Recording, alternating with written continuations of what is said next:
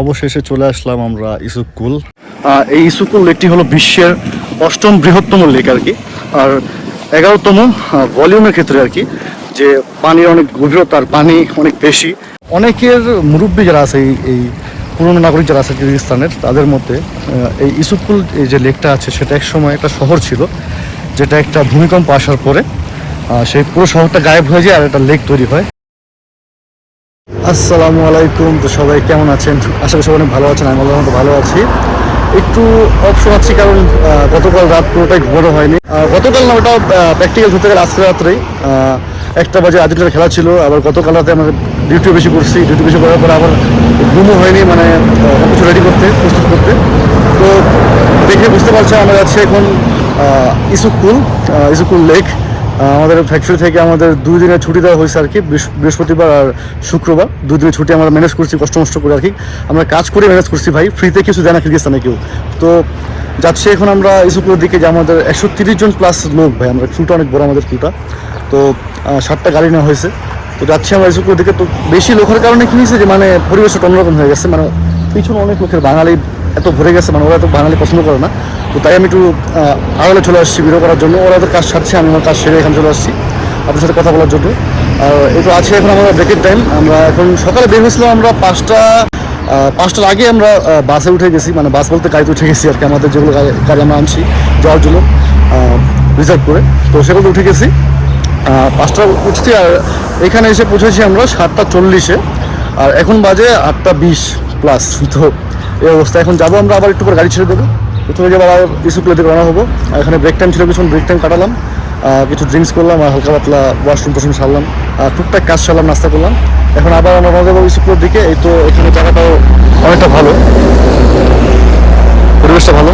আর আমার কথা একটু অন্যরকম শোনা গেলে কিছু করার নেই আমার, কারণ রাতে একবারই ঘুম হয়নি ভাই, মাত্র 1 ঘন্টা আমি শুয়েছিলাম কোনো মতে। আর বাসেও তখন ঘুমানো যায়নি, বাসে গান চলছিল, তো অবস্থা বেশিটা ভালো না। দেখি কতক্ষণ টিকতে পারি আমি। আর এখন আমাদের সামনে ওই যে গাড়ি ওখানে আছে দাঁড়িয়ে, তো আমি যাবো এখন, গাড়ি তুলবো আর তারপর দেখে আপনাদের। আর যাচ্ছি ইসুককুলের দিকে, জানি না কেমন লাগবে। আমার ফার্স্ট টাইম ইসুককুল আর কি। ইসুককুল মুখ দিয়ে এসে পরে ইসুককুল, অনেকে ইউসুফুলও বলে ভাই, কিন্তু জায়গা নাম হলো ইসুককুল আর কি। যেই হোক, এদিকে ভিউটা একবার বাস দেখুন, কত সুন্দর একটা ভিউ, আল্লাহর সৃষ্টি কত সুন্দর। আমরা যাচ্ছি ইসুককুলের দিকে, সেখানে আরও সুন্দর হবে আমি আশা করি। আর এখানেও অনেক সুন্দর, রাস্তাঘাট পাহাড় কিছু রাস্তা আছে, তো দেখুন কত সুন্দর।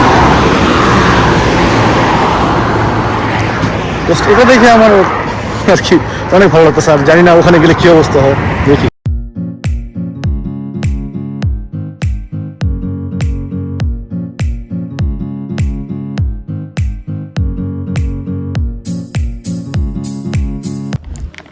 তো অবশেষে চলে আসলাম আমরা ইসুককুল। আসছি বেশিক্ষণ হয়নি, আধা ঘন্টা হবে বা 1 ঘন্টার কাছাকাছি, আমার এক্স্যাক্ট মনে নেই। এই তো পিছনে দেখা যাচ্ছে, এই যে এটা আমাদের হোটেল না কোনটা, মানে একটা সমস্যা হয়েছে আর কি, যে আমাদের যেখানে বলছিল যেখানে আমাদের থাকার জায়গা দেবে, তো সেখানে কি হয়েছে যে ওই রুমগুলো আগে থেকেই প্রি বুকড, ঠিক আছে। তো এগুলো 24 ঘন্টা করে বুকিং দেওয়া হয়। তো আগে যারা ছিল তাদের সময়ের মেয়াদ এখনও বিকাল 5টা পর্যন্ত আছে। তো আমাদের বিকাল 5টা পর্যন্ত ওয়েট করতে হবে রুমে প্রবেশ করার জন্য। তো একটা আমি জিনিস বুঝলাম না, যে আমাদের দায়িত্বে যারা আছে তারা কি আমাদেরকে জিনিসটা বুঝে আনবে না, যে সকালে এরকম সমস্যা হতে পারে। তো যাই হোক ভাই, সমস্যায় পড়ে গেছি। তো আসার পরে ব্যাগগুলো এখানে রাখলাম, আমাদের কাঁধের ব্যাগগুলো এখানে রাখলাম, আর আমি কিছু ড্রেস চেঞ্জ করলাম, মানে বিচে যাবো, তো তার জন্য আর কি এটা পড়লাম।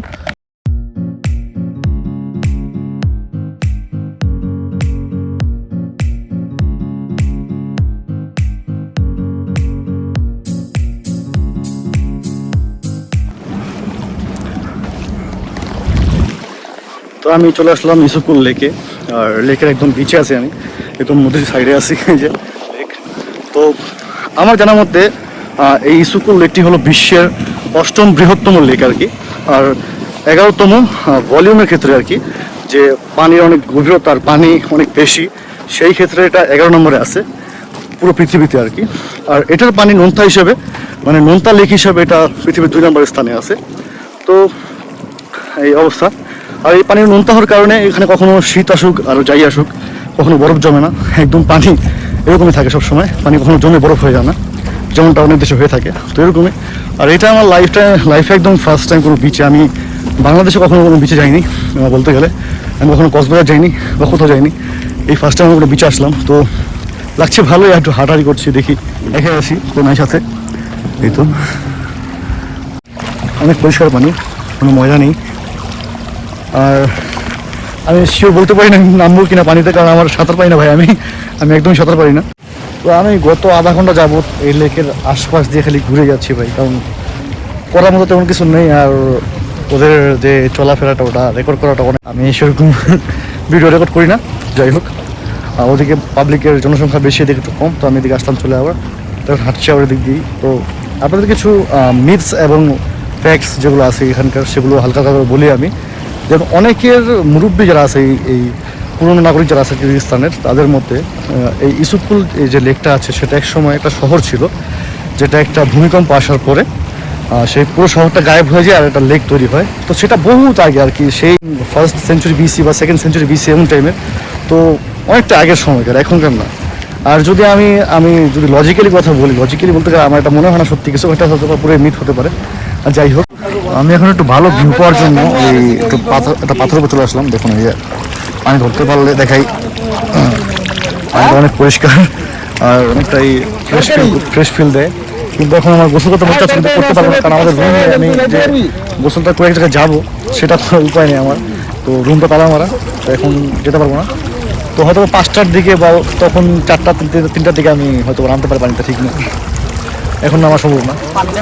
আর এই তো অসাধারণ একটা ভিউ ভাই। সাবধানে পড়লে আমার সমস্যা আছে, সব শেষ। এখন এই যে আমি এই জায়গাটা আসছি, এই জায়গা দিয়ে আসছি, দেখেন চলে যায় আস্তে আস্তে করে।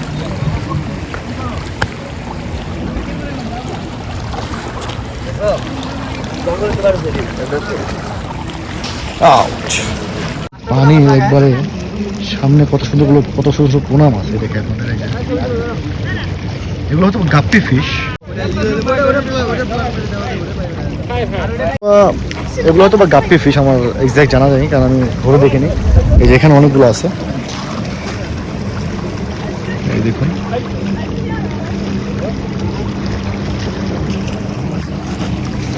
মানুষ দেখলে দূরে চলে যায় আর কি, তো এই সমস্যা।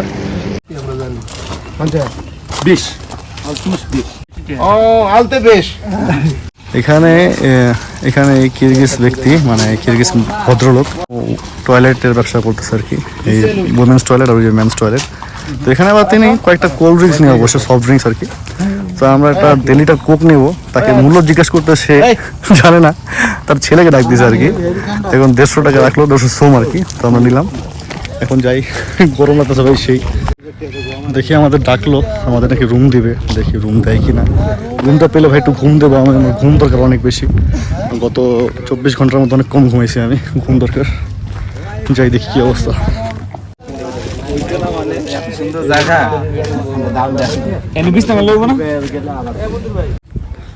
না ভাই, আমি এক কথায় বলতে গেলে একদম হেভিলি ডিপলি ডিসঅ্যাপয়েন্টেড। মানে আমি অনেক এক্সপেকটেশনস নিয়ে আসছিলাম এখানে।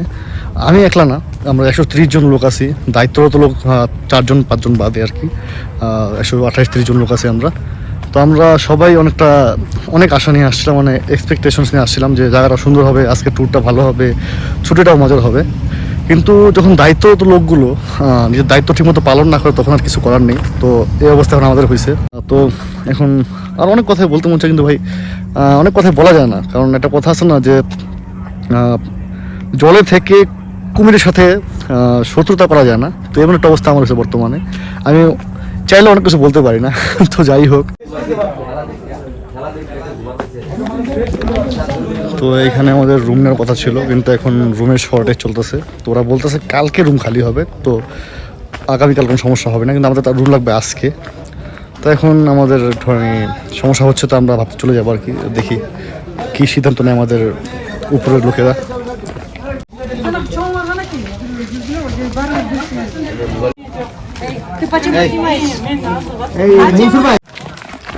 তো আমাদের রুম ঠিক করা হলো না, রুম এখন খালি নেই। আর যে খালি আছে সেখানে অনেকটা কষ্ট করে থাকতে হবে আর কি।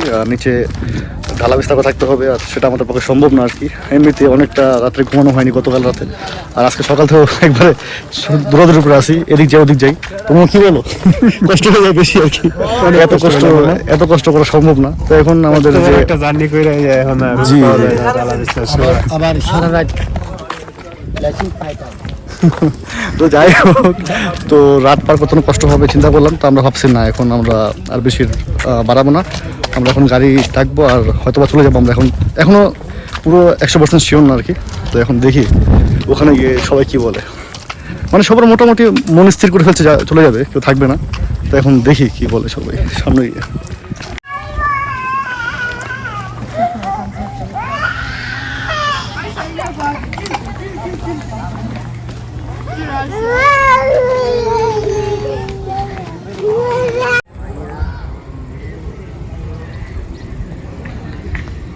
আমার এলাকার এক বড় ভাই, আমি যেখানে ঢাকায় থাকি, আমার সে এলাকার স্থানীয় এক ভাই এদেশে আছে, কিরগিজস্তানে আছে, সেও এখানে আছে, সেও আজ কিছুকুল আসছে। তো সে আমাকে বললো চলো দেখা করি।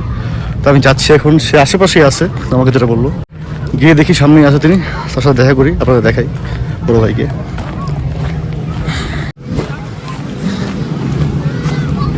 কি অবস্থা, কেমন আছেন ভাই? এই তো আলহামদুলিল্লাহ। খবর কি রাখলেন কি? না না আঙ্গ ফেটে তো সবাই এসে সবাই এসে, হ্যাঁ এই তো আমার খুব পরিচিত এলাকার বাসিন্দা অনি ভাই, বড় ভাই। আজকে অনেক কথা হলো, প্রায় 1.5 বছর পর না? হ্যাঁ অনেক কথা হলো, তো কথা বলে আমরা পরে। সকল কেমন লাগলো আজকে ট্যুর? ভাই কেমন লাগলো ট্যুর? এনজয় অনেক ভালো এনজয় করা এত এনজয় করেন নাই না?